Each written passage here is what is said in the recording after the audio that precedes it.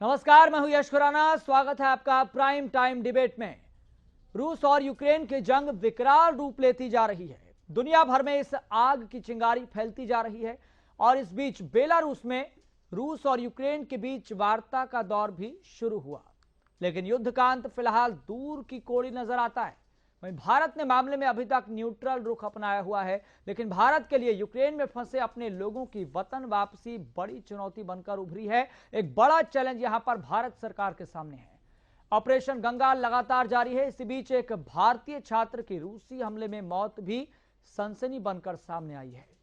वहां 15,000 से ज्यादा भारतीय फंसे हैं, जिसमें से 1786 छात्र हरियाणा के हैं और सभी की वापसी के प्रयास लगातार जारी हैं।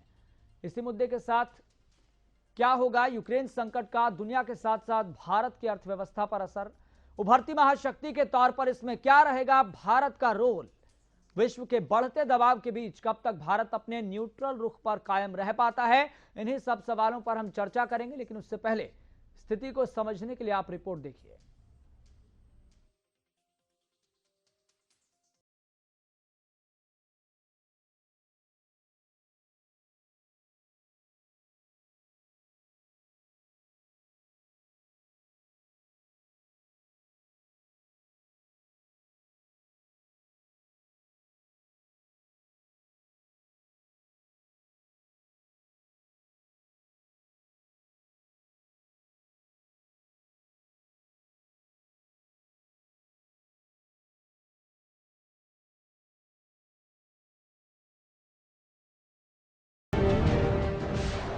रूस और यूक्रेन की जंग विकराल रूप लेती जा रही है।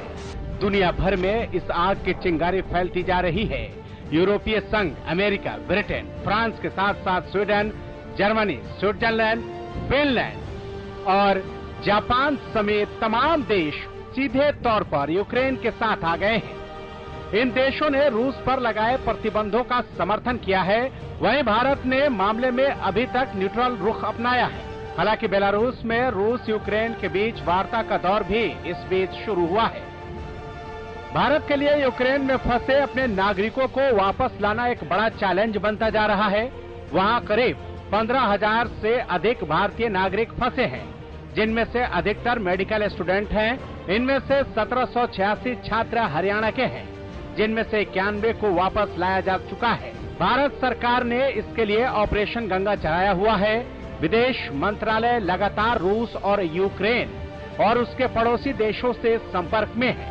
कई फ्लाइटों से भारतीयों को वापस लाया भी जा चुका है।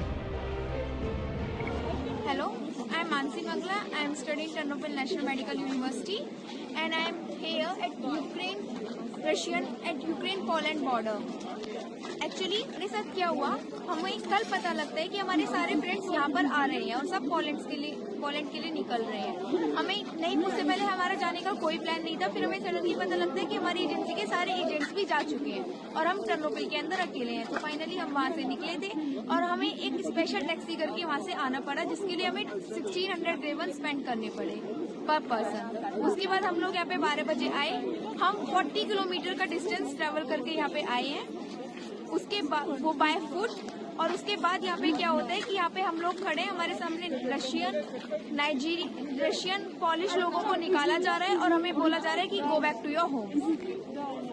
और हमें ऑफर किया जा रहा है कि आप पर पर्सन $200 पे करके यहाँ से निकल सकते हैं। 8 दिन पहले ही हमने मीडिया में भी बता दिया था, सब अपना व्हाट्सएप नंबर सारा कुछ किया हुआ है। इन 8 दिनों में मैंने बताया 700 लोगों ने संपर्क हमारे से कर लिया है, क्योंकि लेकिन वहाँ वो कहाँ है वो सारी जानकारी अभी कल हमको मिली है मिनिस्ट्री ऑफ एक्सटर्नल अफेयर्स से कि हरियाणा के लोग जो हैं उनके परिवारों को संपर्क करने के लिए मैंने डिप्टी कमिश्नर को संदेश दे दिया कि जिस जिले में जो परिवार है उनको संपर्क करेंगे। और यूक्रेन की हालत ठीक नहीं है और जो हमारे अपने प्रदेश के, अपने ज़िले के, पूरे भारत के जो गए हैं यूक्रेन में, जैसे शिक्षा के क्षेत्र में हैं, व्यापारिक क्षेत्र में हैं, जो लोग हैं जल्दी से जल्दी भारत सरकार उनको भारत वापस लाने काम करेंगे।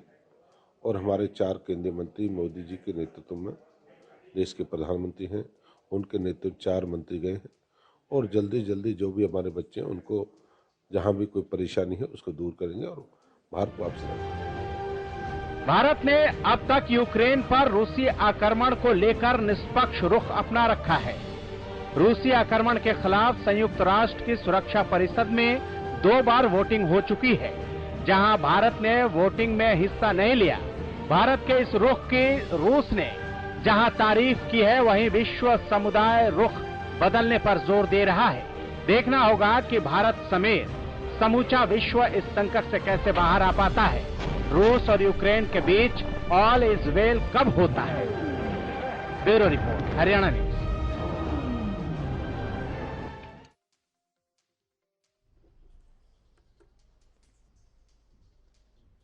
तो संकट में सांस है, लेकिन फिर भी एक आस बनी हुई है कि जैसे ना तैसे करके बच्चों को, छात्रों को, लोगों को, भारतीय नागरिकों को स्वदेश लाया जा सके। भारत सरकार भी अपने स्तर पर लगातार प्रयास कर रही है, लेकिन जो देश के लोग हैं वो ये मान रहे हैं और भीतर से आवाज उठ रही है कि भारत सरकार को इस प्रयास को और तेज करना होगा, क्योंकि कोई छोटी मोटी संख्या नहीं है। 20,000 के तकरीबन ये संख्या बताई जा रही है जो भारतीय छात्र और नागरिक यूक्रेन के इस संकट काल में फंसे हुए हैं। उनको वापस सही सलामत लाना एक बड़ा चैलेंज बना हुआ है। इसी मुद्दे पर हम चर्चा करेंगे, सारे एस्पेक्ट को लेकर हम बातचीत करेंगे ताकि आप तक सही हालातों की जानकारी पहुंचे। आपको तारुफ करवा देते हैं, हमारे साथ हमारा पैनल जुड़ गया है, एक एक करके आपसे तारुफ करवाते हैं। तो आपको बता दें, हमारे साथ दिलीप यशवर्धन जुड़ गए हैं जो कि अंतर्राष्ट्रीय मामलों के जानकार हैं, एक्सपर्ट हैं।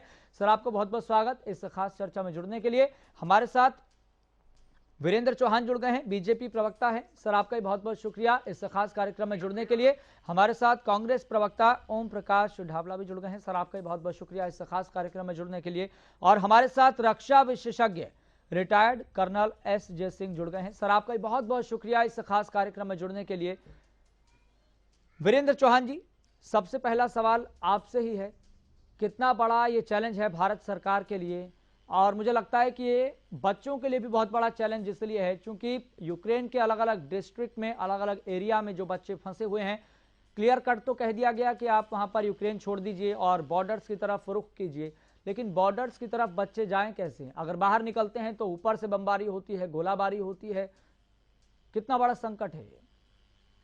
देखिए, संकट का की जो गंभीरता है, संकट का आकार प्रकार किसी से छिपा हुआ नहीं है। उसका अलग उसकी मैं कहीं किसी और अंदाज में व्याख्या करूं, मुझे लगता है उसकी गुंजाइश नहीं है। गंभीरतम संकट हमारे उन छात्र छात्राओं के लिए भी है, उनके अभिभावकों के लिए जो यहाँ हैं और स्वयं प्रत्यक्ष कुछ करने की या हस्तक्षेप की स्थिति में नहीं है।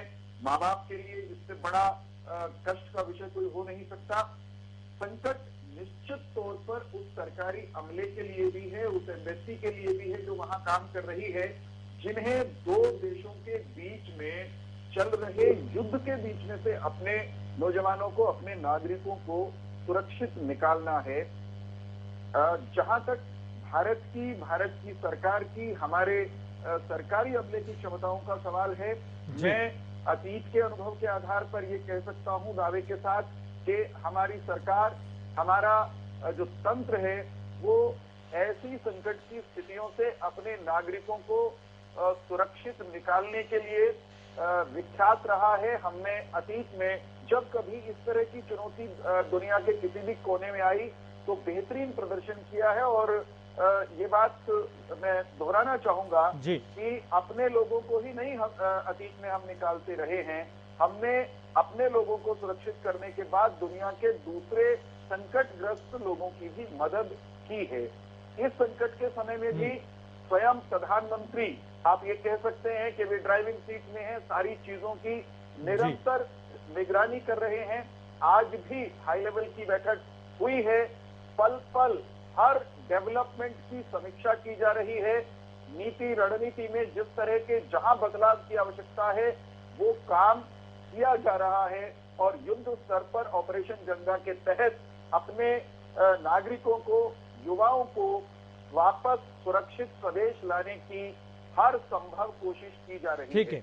एक बात सबको समझनी पड़ेगी, मैं बहुत विनम्रता से कहूंगा कि युद्ध होता है और युद्ध में जो परिस्थितियां होती हैं, जो निरंतर जो डेवलपमेंट्स होती हैं, उस पर किसी का कोई नियंत्रण नहीं होता।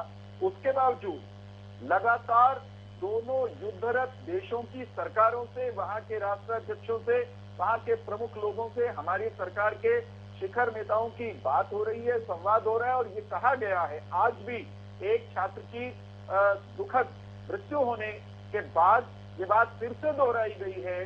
दोनों देशों के जो राजदूत हैं उनको ये बात कही गई है कि हमें हमारे विद्यार्थियों की सुरक्षित पैसेज के लिए वो हर संभव उपाय करें, दोनों युद्धरत राष्ट्र। लेकिन सवाल ये है कि हम उनसे जिद करके प्रयास करके रास्ता मांग सकते हैं, सुरक्षा के लिए दबाव बना सकते हैं, लेकिन जिनसे आप मांग रहे हैं वो खुद बेहाल हैं, ठीक है, खुद युद्ध में हैं, उनको भी नहीं मालूम कि उनके साथ किस क्षण क्या घट रहा है। तो इस स्थिति में संयम से सब लोग सरकार जो काम कर रही है उसमें सरकार ठीक है वीरेंद्र जी, ठीक है, बिल्कुल, सरकार अपने लोगों के साथ खड़ी हुई। ठीक है वीरेंद्र जी, मैं आपके पास लौटूंगा।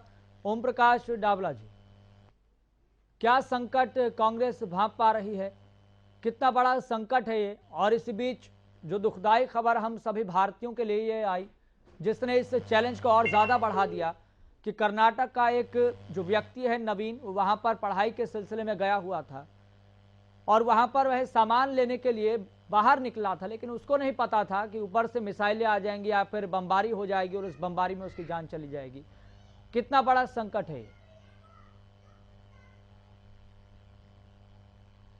पहले तो मैं देश के उस छात्र की दुखद मौत पर दुख व्यक्त करते हुए उनके परिवार को सहानुभूति पूर्वक ये सहन शक्ति दें, और जो यूक्रेन में जो लड़ाई जारी है इसके समाधान के लिए जो हमारे देश के 4 मंत्री गए हुए हैं, उन्होंने उन छात्रों से बात करके उनको कुछ ऐसी सुविधा दी जाए। जैसे आज भी कई छात्रों के लगातार हमारे राज्यसभा सांसद दीपेंद्र सिंह हुड्डा जी के भी पास फोन आया था और वो बचाने की गुहार लगा रहे थे। इसलिए सरकार को पड़ोसी राज्य, चाहे वो पोलैंड हो, हंगरी हो, बेलगाम हो, रोमानिया हो, यूक्रेन, रूस आदि सभी देशों के राजदूतों से बात करके वहां की सीमाओं को उनको खुलवाया जाए, बॉर्डर को खुलवाया जाए, ताकि बच्चे वहां सही सलामत पहुंच सके और फिर सरकार सुचारू रूप से उन बच्चों को वहां पर भारत ला सके। देखिए आज स्थिति ये हो रही है, अगर पहले तो यूक्रेन के लोग कहते हैं कि जाओ बाहर निकल सकते हो, और जब बाहर निकलते हैं तो ऊपर से मिसाइल दागी जाती है और बच्चों क्या कोई भी बाहर निकलता है तो इस तरह ये भयानक स्थिति। तो हमारे मोदी प्रधानमंत्री जी को अब किस नीति के तहत देश के दूसरे देशों से बात करके स्थिति को संभालते हुए जितनी भी जान माल की हानि बच सकते हैं, हमारे बच्चों को सकुशल वहां जितनी जल्दी हो सकती है वापस लाने की कोशिश करनी चाहिए। ठीक है ओम प्रकाश जी, मैं आपके पास लौटूंगा। वीरेंद्र जी, मैं आपके पास लौटूंगा। एक एक करके पहले सबके पास चले जाते हैं, फिर इस डिबेट का विस्तार करेंगे। रिटायर्ड कर्नल भी हमारे साथ लगातार मौजूद हैं, एसजे सिंह। एसजे सिंह जी, क्योंकि मैं लगातार सोशल मीडिया पर भी पूरी तरह से एक्टिव हूं और ये जानने समझने की कोशिश कर रहा हूं मैं खुद व्यक्तिगत तौर पर कि लोगों के भीतर किस तरह के विचार घुमर रहे हैं, और लोग लगातार इस संकट काल के बीच में मैसेज कर रहे हैं, कमेंट कर रहे हैं कि भारत सरकार ने कहीं ना कहीं देरी कर दी।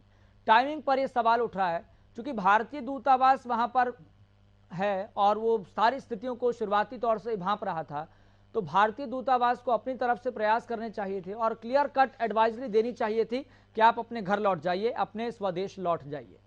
तो इस तरह के कमेंट मैं सोशल मीडिया के अन्य प्लेटफॉर्म्स पर पढ़ रहा हूं, कितना आप इस बात से सहमत हैं?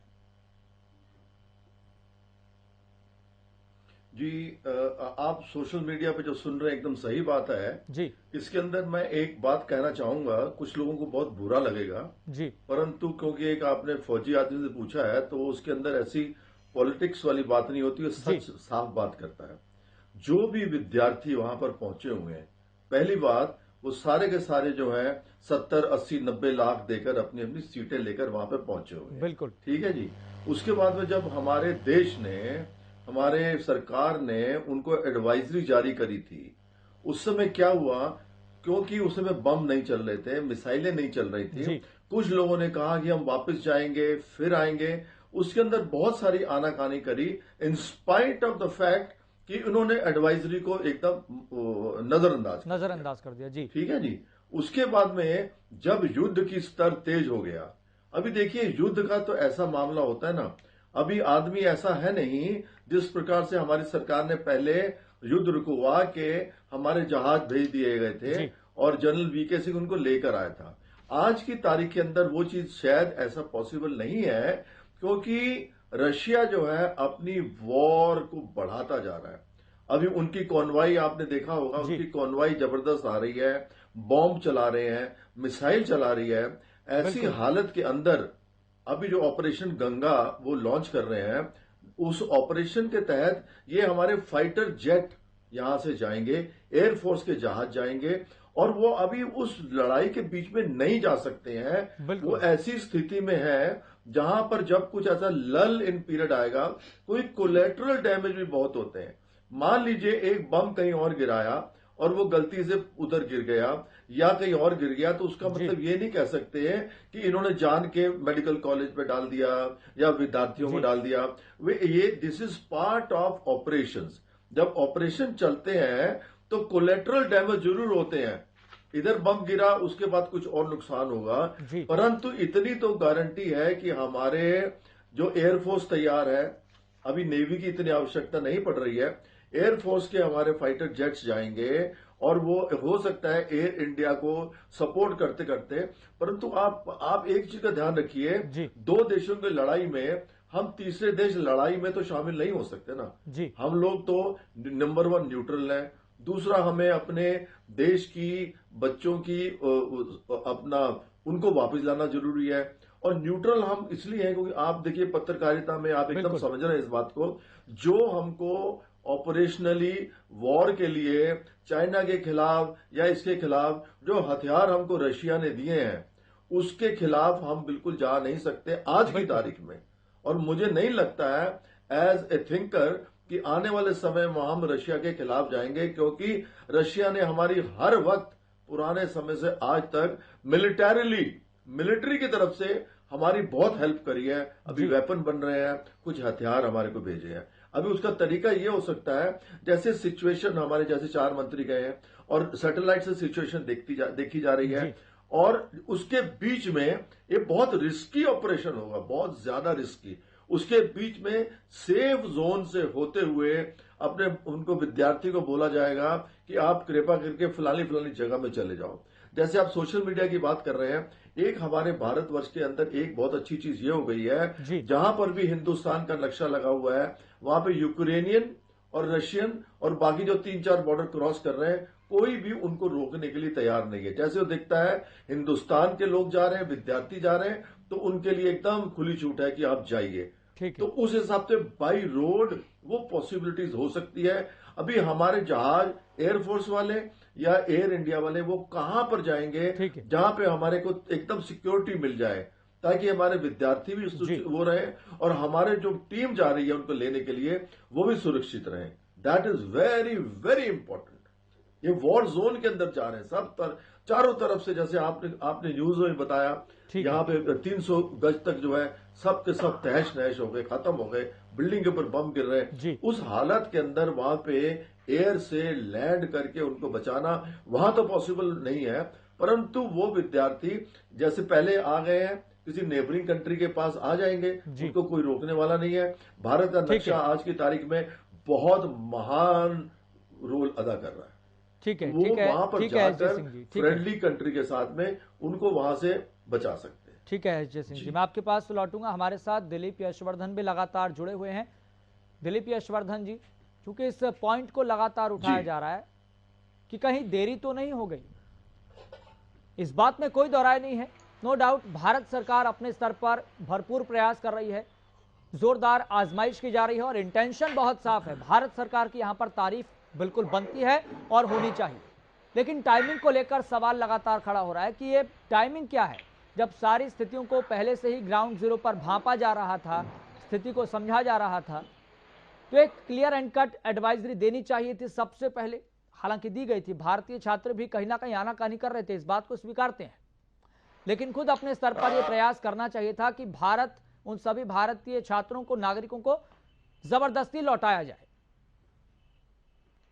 खुराना साहब, थोड़ी थोड़ी गलती दोनों तरफ से है। सरकार ने क्लियर कट एडवाइजरी नहीं दी और स्टूडेंट्स इस बात की गंभीरता को समझ नहीं पाए, क्योंकि ये स्थिति आ जाएगी इसका अंदाजा किसी ने भी नहीं लगाया था। खुद यूक्रेन को ये अंदाजा नहीं था कि रशिया एकदम से अटैक कर देगा, और भारत भी इस स्थिति को भांप नहीं पाया, या रशिया ने भारत को उस तरीके से एक्सप्लेन नहीं किया।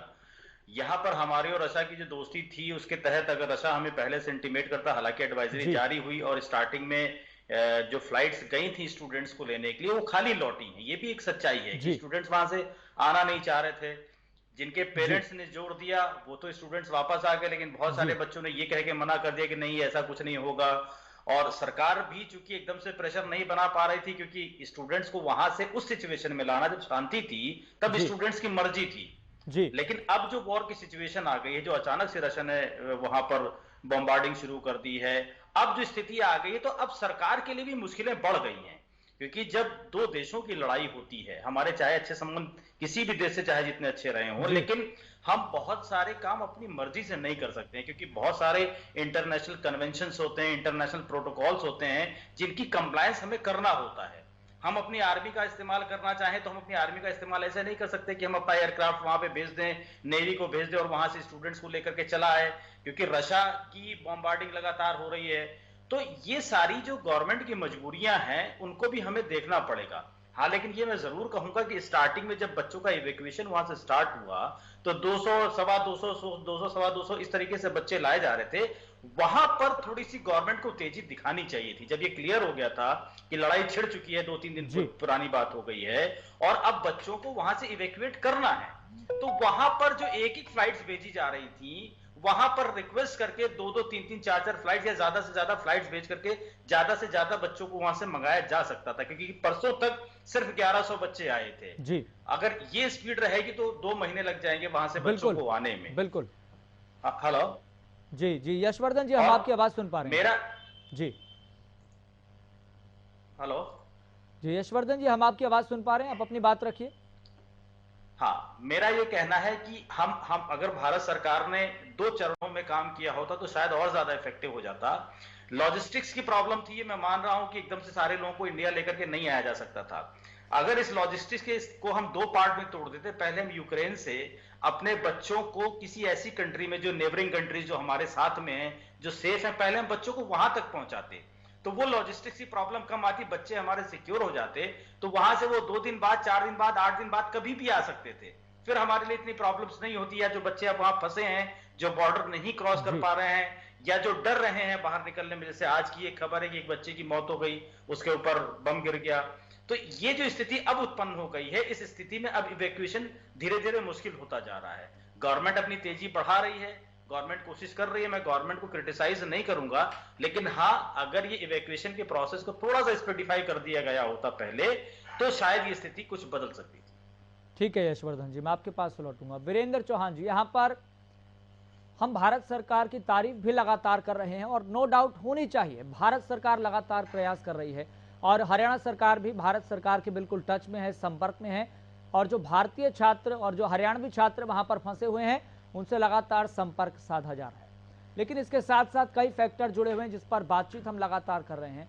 टाइमिंग को लेकर सर मैं आपसे पूछना चाहूंगा, अगर एक दिन के अंदर एक फ्लाइट वहां पर जाती है, 200 छात्र मान लीजिए कि एक फ्लाइट में आते हैं, वो भी बहुत मुश्किल से, क्योंकि ये इसको भी हमें स्वीकारना होगा खुले दिल से कि वहाँ के अलग अलग डिस्ट्रिक्ट हैं, अलग अलग एरिया हैं। बच्चों को कह दिया गया कि आप बॉर्डर्स की तरफ जाइए, बच्चे बॉर्डर्स की तरफ कैसे जाएं? आज की ही खबर है सर, जब बच्चे बंकर से बाहर उठकर देखते हैं तो ऊपर से मिसाइलें जारी होती है, बमबारी हो रही होती है, गोलीबारी हो रही होती है। और एक छात्रा भी है, हमारे खुद के प्रदेश की छात्रा है, उसने खुद ये बात बताई कि हम इतने ज्यादा पैसे खर्च करके, वहां पर कोई साधन नहीं है, साधन है तो हमें एक तरह से लूटा जा रहा है, हम क्या करें, हमें समझ नहीं आ रहा। देखिए, एक बात मैंने जो पहले कही थी उसको, एक वाक्य को दोहराते हुए आगे बढ़ना चाहूंगा जी। ये ना किसी प्रकार की निंदा, आलोचना, डिबेट में जाने का विषय नहीं जी, समय भी नहीं, विषय भी हो तो समय नहीं है।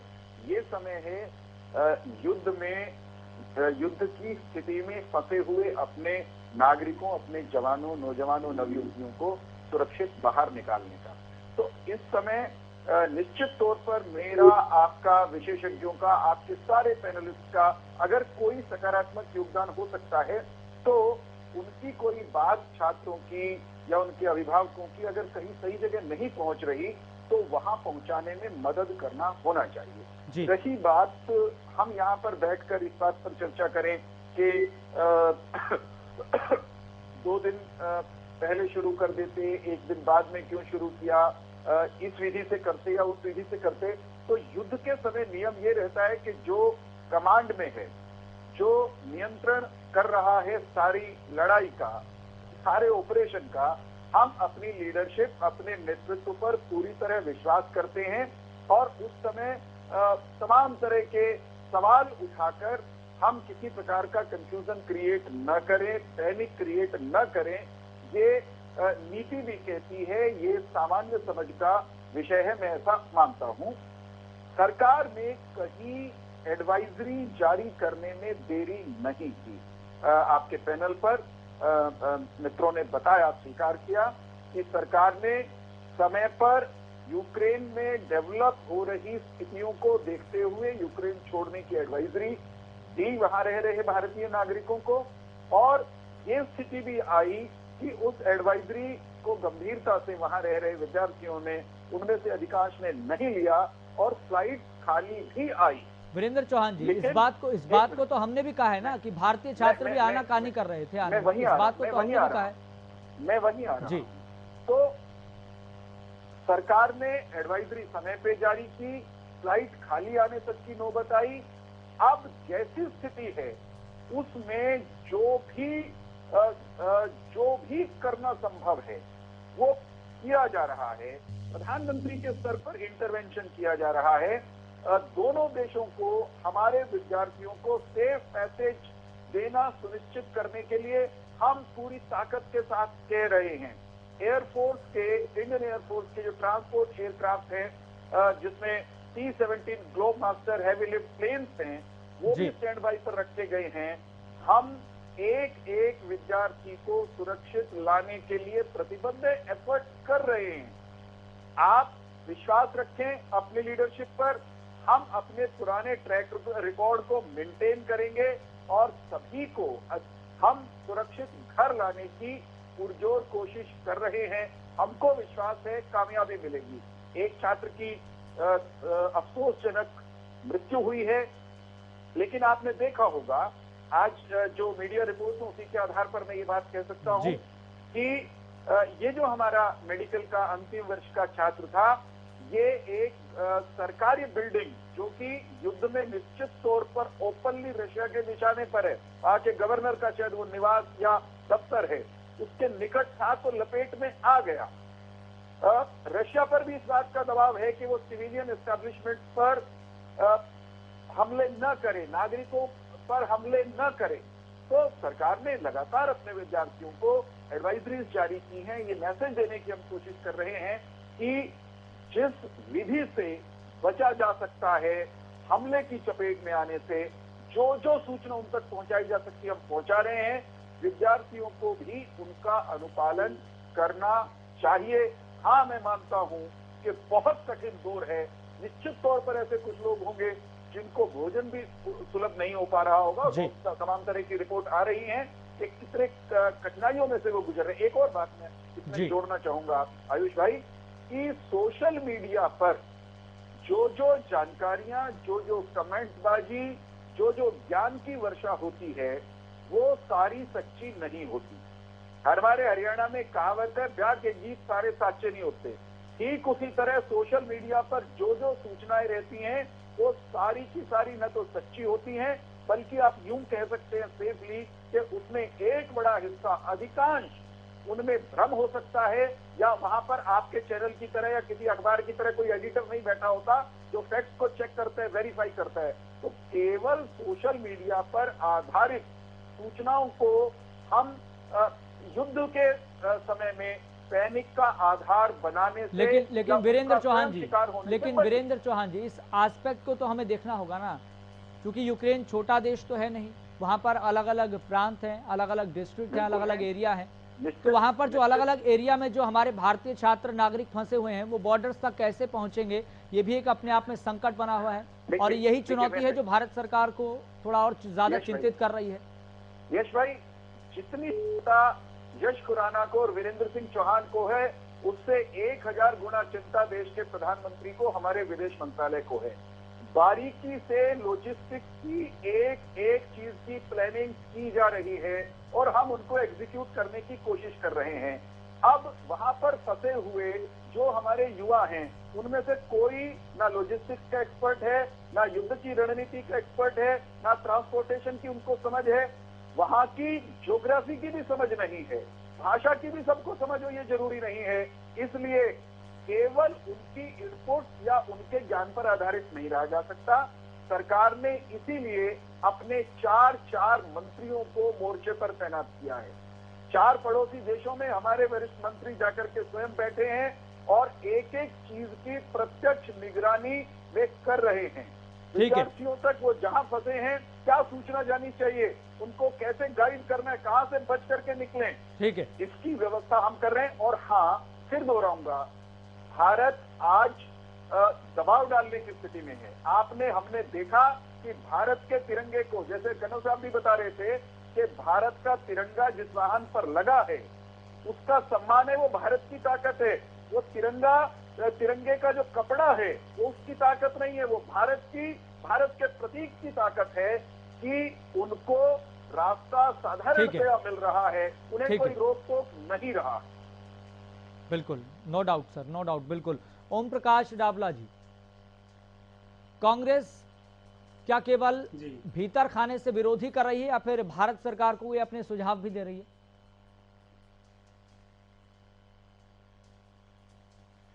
कांग्रेस कोई विरोध नहीं कर रही। देखिए, सरकार ने एडवाइजरी तो ठीक, ओम प्रकाश दोगुना कर दिया गया, तो समय रहते बच्चे आते कैसे? अगर सरकार समय रहते ठोस कदम उठाती बच्चों को जाने के लिए, तो आज ये हमारे बच्चों को ये भुगतना नहीं पड़ता।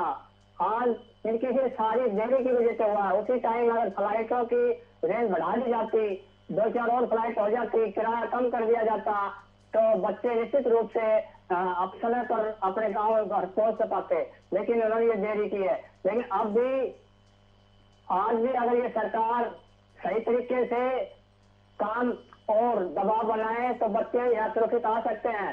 सरकार भ्रम की स्थिति में नहीं रहे, क्या करे क्या नहीं करे, सरकार को ठोस कदम उठाने पड़ेंगे, तभी जाकर के इन बच्चों को सही सलामत वापस ला सकते हैं। देखिए, आज सलामत वापस ला सकते हैं। देखिए, आज जर्मनी, वहाँ के बच्चों के साथ कुछ नहीं हो रहा, वहाँ के बच्चों को तंग नहीं किया जा रहा, लेकिन भारत के बच्चे जब बाहर निकलते हैं या और करते हैं उनके साथ बदसलूकी हो रही है। ऐसा क्यों हो रहा है? सरकार को सोचना चाहिए कि आज हमारे देश के बच्चों के साथ ही ऐसा क्या हो रहा है। इसलिए ठोस नीति के तहत हमारे बच्चों को जितनी हो सके दूसरे देशों के जो पड़ोसी देश है उनके राजदूतों की दिल्ली में मीटिंग करके ठोस नीति बनाई जाए, तब जाकर के नीति बनाई जाए। ओम प्रकाश जी, क्या कांग्रेस को नहीं लग रहा कि भारत सरकार, हरियाणा सरकार प्रयास कर रही है? क्या कांग्रेस को नहीं लग रहा क्या? नहीं, तो ठोस प्रयास करते तो अब तक हमारे ही देश के बच्चों के साथ ऐसी बदसलूकी क्यों हो रही है? जर्मनी, जापान, अमेरिका, उनके बच्चे भी थे, उनके बच्चों की कहीं भी कोई ऐसी बातें नहीं आ रही। ज्यादातर भारत के बच्चों के साथ ही ऐसी बदसलूकी हो रही है। ऐसा क्यों हो रहा है वहाँ? ये भी एक कारण ही है। तो इसलिए ठोस नीति अपनानी पड़ेगी। आज देखिए, आज हमारा कोई बच्चा किसी का स्कूल में जाता है और 10-15 मिनट 20 मिनट जब भी लेट हो जाता है तो माँ की आत्मा क्या करती है? आज उन माओं की आत्मा क्या कह रही होगी जो उनके बच्चे आज उस देश के अंदर है और उनकी माँ आंसुओं से अपने उनके बच्चों की दुल्हारे बाट देख रही है। इसलिए सरकार गंभीर होकर के निश्चित रूप से इन हमारे बच्चों को प्रयास के लिए और तेजी लाएं ताकि बच्चे वापिस आ सके।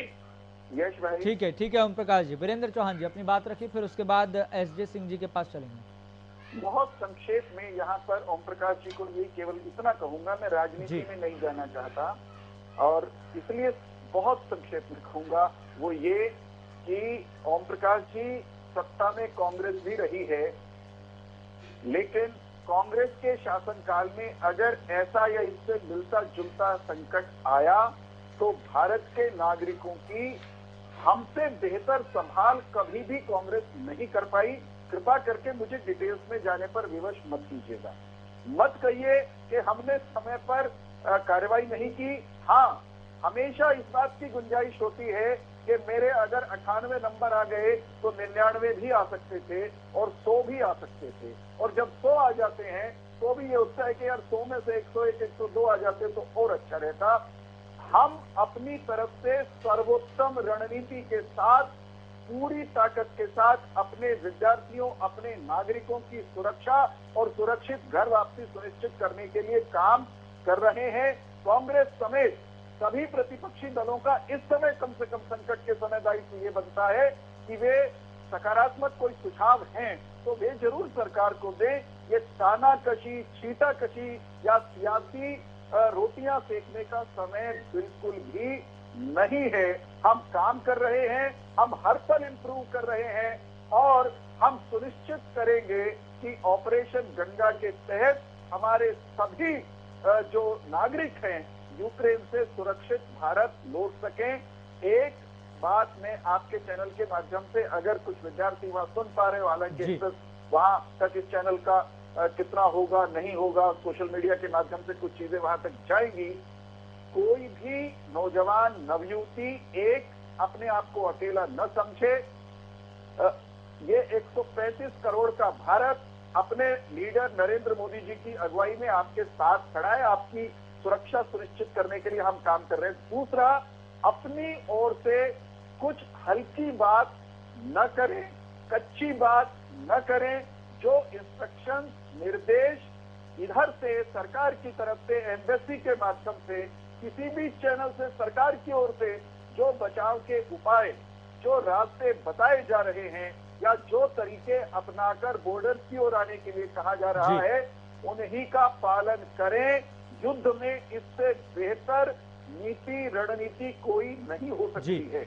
लेकिन वीरेंद्र चौहान जी, वीरेंद्र चौहान जी, कोई एग्जैक्ट फिगर आ पाया है कि हरियाणा के कितने छात्र वहां पर फंसे हुए हैं? हालांकि ये तो सामने आ गया है कि 90 छात्र, 91 छात्र हरियाणा के वो वापस आ चुके हैं, लेकिन एग्जैक्ट फिगर कोई जो हरियाणा के छात्र वहां पर अभी भी फंसे हुए हैं और कहां पर है, संपर्क साधा गया है, सही सलामत है? जो मेरे पास भी नवीनतम जानकारी ये है कि केंद्र ने हरियाणा के सभी विद्यार्थी जो वहां पर हैं उनकी विस्तृत सूची, उनकी डिटेल्स वो राज्य सरकार को कल दे दी थी। राज्य सरकार ने मुख्यमंत्री जी के निर्देश में, उनके मार्गदर्शन में सभी उपायुक्तों को, मुख्यमंत्री जी ने स्वयं बताया है, आपके चैनल ने भी वो खबर चलाई है कि सभी उपायुक्तों को सभी परिजनों से, जो बच्चों के परिजन हैं उनके साथ संपर्क में रहने के लिए कहा है। उनको कोई फीडबैक देनी है, उनसे कोई सूचना आनी है, वो लगातार संवाद की स्थिति में रहने के लिए कहा गया है। हमने जो हेल्पलाइन शुरू की है उस पर ढेरों सूचनाएं, सैकड़ों की संख्या में मैसेजेस आए हैं, हम उनका उपयोग कर रहे हैं 24 घंटे। इसमें आप यश जी समझिए, इसमें राज्य सरकार की भूमिका बहुत सीमित है। केंद्र की सरकार भारत के एक एक विद्यार्थी की चिंता कर रही है, हरियाणा का विद्यार्थी भी भारत का विद्यार्थी है। हमारी भूमिका जो राज्य सरकार के नाते है, हम उसमें अपनी पहरेदारी, अपनी चौकसी निभा रहे हैं। ठीक है। और मैं एक प्रतिपक्ष के लिए एक बात कहूंगा कि कोई कारगर, कोई रचनात्मक सुझाव अगर आपके पास है तो आपके पास सरकार के सभी ओहदेदारों के नंबर भी हैं, ट्विटर हैंडल भी हैं, आपके पास उन तक पहुंचने के रास्ते मौजूद है। किसी के पास कोई जादुई फार्मूला भी हो तो वहां बताइए। ठीक है, जब लड़ाई होती है चौक पे, ठीक है वीरेंद्र चौहान जी, ठीक है, मैं आपके पास लौटूंगा। हमारे साथ रिटायर्ड कर्नल एसजे सिंह भी लगातार जुड़े हुए हैं।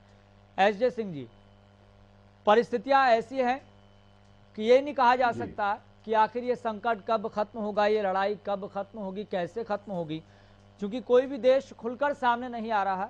इनडायरेक्टली तो बहुत कुछ करने का प्रयास किया जा रहा है। क्या आप इस बात को मानते हैं, इस बात को स्वीकारते हैं कि भारत सरकार के भीतर भी इस बात की टीस जरूर होगी न्यूट्रल पॉलिसी को लेकर, कि न्यूट्रल पॉलिसी कहीं ना कहीं इसका इनडायरेक्टली जो खामियाजा है हमें भुगतना पड़ रहा है, गुट निरपेक्ष नीति का जो खामियाजा है वो हमें भुगतना पड़ रहा है, और यही वजह है कि हमारे इस संकट काल में जो भारतीय छात्र हैं वो वहां पर फंसे हुए हैं और भारत सरकार के सामने भी बहुत बड़ी प्रॉब्लम है।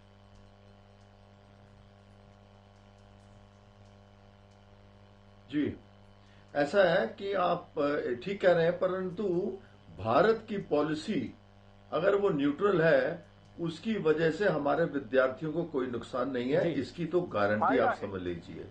अगर उनकी न्यूट्रल पॉलिसी है तो हाँ, आवाज आ रही है? जी बिल्कुल, हम आपकी आवाज सुन पा रहे हैं। All right. तो अभी जैसे हमारे भारत की सरकार जो है वो पूरे प्रयास कर रही है, उसमें कोई दो राय नहीं है। अब न्यूट्रल पॉलिसी के हिसाब से मैं बहुत ज्यादा वेपनरी और उसमें डिटेल में नहीं जाऊंगा, क्योंकि अगर आप देखें यूक्रेन और ये रूस, इन्हों को पुराने समय में जब हमारे देश में कहीं ना कहीं युद्ध हुआ था, तो उस समय जो है यूक्रेन ने हमारी कोई किसी किस्म की हेल्प नहीं करी थी। नंबर 1, अगर हमारी किसी ने मदद करी थी मिलिट्री के तौर से, वेपन के तौर से, और जो भी हमारे इक्विपमेंट है उसकी वजह से जो मदद करने वाला था हमारे साथ रूस। दूसरी बात, हमारे जो प्रधानमंत्री मोदी जी हैं, उनका इतना 1-to-1 नेट बना हुआ है कि उन्होंने, आपके चैनल से भी ये खबर आई थी कि उन्होंने रूस के पुतिन जी ने हमला करने के बाद प्रधानमंत्री मोदी जी से 25 से 30 मिनट तक बात करी कि देखिए मैंने ऐसे ऐसे हमला कर दिया। नंबर 1। नंबर 2, नेटो कंट्री जो है वो इसके बीच में कूदने की कोशिश कर रहे हैं। अमेरिका सबसे ज्यादा कोशिश कर रहा है। जी मैं आपके पास उस वजह से जो है अभी पुतिन वो अपना ऑल आउट जा रहे हैं। ऑल आउट, व्हेन आई से ऑल आउट, उनकी कॉन्वाई खूब जारी है और थोड़ा सा कर साइकोलॉजिकल वॉरफेयर भी चला रहे हैं। वो कैसे चला रहे हैं? वो कह रहे हैं इसके बाद बहुत बड़ा हमला हम कर देंगे कीव के अंदर, सारे नागरिक खाली हो जाएं, हमारे जितने सैनिक हैं यूक्रेन के वो अपने हथियार डाल दें, हमारी बात माने और इस सरकार का तख्ता पलट कर दें। इस प्रकार से वो साइकोलॉजिकल वॉरफेयर भी खेली जा रही है पुतिन, ये रशिया की तरफ, रूस की तरफ से।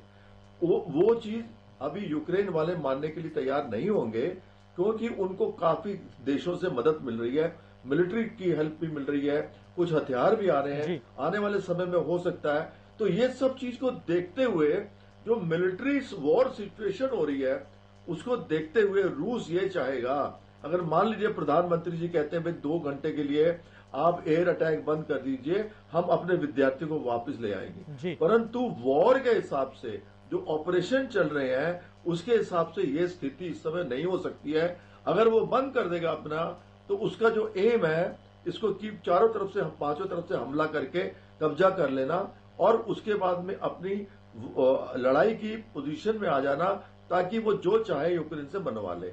उस वजह से ये कह देना जैसे पहले कर दिया था, तो कुछ लोग इसमें राजनीति, मैं नहीं जाना चाहता हूँ, गलत बात है वो। आप किसी की अच्छाई नहीं बताते, उसकी बुराइयां ढूंढते हैं। अच्छाइयों में भी बुराई ढूंढना हमारा ये काम अच्छा नहीं है।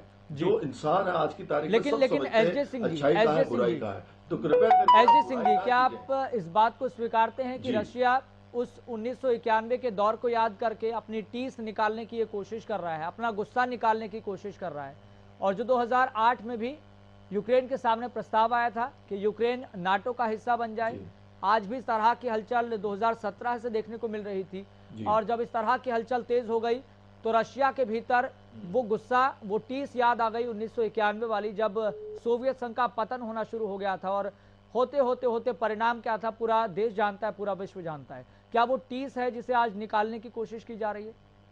जी देखिए, एक तो ये हो सकता है वो अपने निकालने की कोशिश की जा सकती है, परंतु अगर आप जियो पॉलिटिकल सिचुएशन देखें जी, एक यूक्रेन जो है पहले इस तरफ, आज वो पूरे नेटो कंट्रीज में हो रहा है, और नेटो कंट्रीज के अंदर क्या हो रहा है, दुर्भाग्य से अमेरिका का पूरा रोल उसके अंदर चल रहा है। अभी मैं आपको जर्मन का एग्जांपल देता हूं। जर्मन और रूस, उनकी आपस में बहुत अच्छी दोस्ती है, और एक पाइपलाइन जो है, जर्मन ने वो पाइपलाइन को मंगवा रहे हैं रशिया से, ताकि उनके यहां बाकी चीजों को बंद किया जाए और सस्ती गैस मिले, जिससे उनकी इंडस्ट्री वगैरह चले। इस चीज को अमेरिका नहीं चाहता है। अगर वो करेगा तो उससे क्या होगा, ये सारे के सारे नेटो वाले जो है यूरोपियन यूनियन वाले आदमी रशिया की तरफ अट्रैक्ट होते जाएंगे। तो अपनी खींच निकालने के साथ साथ वो ये चाहता है कि नेटो वाले कंट्री ने रूस को चारों तरफ से घेर रखा है। वो नहीं चाहता है कि ये लोग आने वाले समय में अमेरिका के नीचे आके यूरोपियन यूनियन रशिया के लिए खतरा बन जाए जी। तो इसलिए वो इनको वहां से दूर रखना चाहता है। और इसलिए अगर आप देखें, बार बार कह रहे थे वो लोग कि हम सरकार का तख्ता पलट देना चाहते हैं जी सर, और ये भी कह रहे थे कि हमको यूक्रेन के प्रेसिडेंट को जिंदा या मुर्दा जैसे हालत में हम उसको लेना चाहते हैं। वो किस लिए? अगर सरकार का तख्ता पलट जाएगा तो जो यूक्रेन की सरकार होगी वो रूस की बातों को, हर चीजों को मानेगी। जब उसको मानेगी तो उनका जो उनके साथ में लगाव है यूरोपियन यूनियन और अमेरिकन इन्फ्लुएंस से दूर हो जाएगी। ये इनका बेसिक एम है इनका। लेकिन रशिया अगर अपनी इसी इंटेंशन के साथ आगे बढ़ता रहा, हालांकि जितने मर्जी फाइनेंशियल उस पर सैंक्शन लगाए जाएं, रूस रुकने वाला तो नहीं है, लगातार वो आगे बढ़ रहा है और ये बढ़ते दिनों के साथ हमें देखने को भी मिल रहा है। लेकिन आपको लग रहा है कि ये जो रशिया अपना इंटेंशन दिखाने की कोशिश कर रहा है, क्या अमेरिका पर उसका कोई प्रभाव पड़ेगा? देखिए, अमेरिका पर ऐसा प्रभाव पड़ेगा। अब जैसे चाइना ने पीछे स्टेटमेंट दी थी कि जब अमेरिका ने 2 जगह अटैक किए तब तो पूरा देश कुछ बोला नहीं, पूरा विश्व चुप रहा। अभी वो लोग जो है इसको क्यों बोल रहे हैं अग्रेशन? बोले ये अग्रेशन नहीं है, ये यूक्रेन के ऊपर ये जो कर रहे हैं, क्योंकि अभी 2 धड़े हो गए। चाइना जो है खुल के सपोर्ट कर रहा है रशिया की, ठीक है जी। अभी अमेरिका नहीं चाहता। इतने सालों से अगर आप कहीं पर भी देखें तो अमेरिका सुपर पावर, बड़े पिताजी का रोल अदा कर रहा है जी। जो मर्जी कर ले, उसने वहां पे इराक में बम मारे कि उसके अंदर न्यूक्लियर वो है, केमिकल वेपन्स हैं, एक भी केमिकल वेपन नहीं मिला, परंतु उसने उस देश को पूरा तहस नहस कर दिया और कोई देश कुछ बोला नहीं। उस वजह से वो कह रहा है अपनी पावर दिखाना चाह रहा है, क्योंकि इसको डिसइंटीग्रेशन के बाद में रूस को ऐसा लग रहा है कि मेरी पावर खत्म होती जा रही है और अमेरिका जो है बढ़ता जा रहा है। तो अमेरिका के बढ़ाव को चाइना से मिलके ये उनको सिखाना चाहते हैं कि आप सुपर पावर नहीं है भाई साहब, हम भी हैं इधर। एक ये बहुत बड़ा इनका मुद्दा है, एग्जिस्टेंस फॉर सर्वाइवल। ये एग्जिस्ट करना चाहते हैं पूरे वर्ल्ड में कि we are also very powerful. एक बहुत बड़ा मतलब अपनी भी एक बादशाह दिखाने की कोशिश की जा रही है। और ठीक मुझे लगता है कि वही दौर याद आता है जब 1945 से लेकर 91 का दौर था। वही दौर याद आता है जब अमेरिका और सोवियत संघ अपने आप की बादशाहत दिखाने के लिए, अपने आप को बेहतर दिखाने के लिए दूसरे देशों पर भी हमला कर दिया करते थे। वीरेंद्र चौहान जी अपनी बात कहना चाह रहे थे। वीरेंद्र चौहान जी। यस। मुझे इसमें केवल एक बात जोड़नी है। आज मुझे लगता है आज की डिबेट का विषय जियो पॉलिटिकल चीजों को डिस्कस करना था भी नहीं, लेकिन एक बात तय मानिए, जो आपने यश जी पहले प्रश्न किया था, जिस पर कनू साहब ने कुछ बातें कह भी दी हैं, वो ये है कि भारत न्यूट्रल पहली बार रहा हो किसी मामले में, ऐसा नहीं है। बिल्कुल ऐसा नहीं है। बिल्कुल हमने तो नॉन अनाइलमेंट मूवमेंट चलाई इस देश में, लेकिन जब नॉन अनाइलमेंट मूवमेंट चलती थी, गुटनिरपेक्ष ताकि नीति पर देश काम कर रहा था लंबे अरसे तक, तब भारत की वैसी ताकत नहीं थी जैसी ताकत आज के भारत की है, आज की भारत की लीडरशिप की है। आज हम मिलिटरीली भी और लीडरशिप की रीढ़ की मजबूती को अगर आप देखेंगे, विजन को देखेंगे, तो अभी हाल भारत वैसा भारत नहीं है जिसको आप कमजोर कह दें। भारत किसी कमजोरी के कारण न्यूट्रल नहीं है, ताकतवर भारत है। और भारत की ताकत को दोनों लड़ने वाले परस्पर युद्धरत देश मान रहे हैं। यूक्रेन लगातार कह रहे हैं कि भारत में वो दम है जो इस युद्ध को रुकवा सकता है, और रशिया के राष्ट्रपति 25 मिनट लड़ाई छेड़ने के बाद उससे पहले भी उन्होंने लेकिन वीरेंद्र चौहान जी एक पॉइंट में यहाँ पर रखा। बिल्कुल ये बात जो आप कह रहे हैं, ये जो बात आप कह रहे हैं बिल्कुल कटु सत्य है, इस बात में कोई दोहराय नहीं है। लेकिन कहीं ऐसा तो नहीं है जो गुटनिरपेक्षता की जो नीति है, जो न्यूट्रल रहने की पॉलिसी है, वो इसलिए भी कहीं ऐसा तो नहीं क्योंकि रशिया कच्चे तेल का सबसे बड़ा सप्लायर है, दूसरे नंबर पे है, और डिफेंस का फैक्टर है, वो भी रशिया के साथ बहुत बड़े स्तर पर जुड़ जाता है। तो कहीं ऐसा तो नहीं कि हमें न्यूट्रल पॉलिसी बदलने की अब जरूरत आन पड़ी है। इन दो फैक्टर को भी अगर ध्यान में रखें तो मैं फिर कह रहा हूँ, 2 वाक्यों में सारी बात समेटूंगा। एक, भारत आज अपने निर्णय, अपनी ताकत और अपनी जरूरत के हिसाब से रीढ़ सीधी करके उन्नत मस्तक के साथ करने की स्थिति में है। इसका प्रमाण ये है कि युद्धरत रूस के राष्ट्रपति, जैसे कर्नल साहब ने कहा, युद्ध में होते हुए 25 मिनट भारत के प्रधानमंत्री से संवाद करते हैं, अपनी बात कहते हैं, कर्ज करते हैं। दूसरी तरफ के लोग लगातार वो कह रहे हैं कि आप रोक सकते हैं। ये भारत के सामर्थ्य की बात है। फिर दोहराऊंगा, भारत कमजोर नहीं है। आज की हमारी न्यूट्रलिटी वो किसी कमजोरी का प्रतीक नहीं है, वो हमारी रणनीति है, वो हमारी आवश्यकता है। हम अपनी नीति अपनी आवश्यकता के अनुसार निर्धारित करते हैं। आज के प्रधानमंत्री कबूतर उड़ाकर चीन के हवाले लाखों हेक्टेयर भूमि करने वाले प्रधानमंत्री नहीं हैं, अड़ने लड़ने वाले हैं। दुश्मन के घर में घुसकर प्रहार करने वाले व्यक्ति के नेतृत्व में इस समय भारत खड़ा है। इसलिए यूक्रेन में फंसे विद्यार्थियों को भी आश्वस्त होना चाहिए और उनमें से अधिकांश आश्वस्त हैं, और कांग्रेस की लीडरशिप को भी आश्वस्त रहना चाहिए। उनके नेतृत्व में जो गलतियां हुई हैं, आज के भारत का नेतृत्व वो गलतियां नहीं करेगा। ओम प्रकाश डावला जी।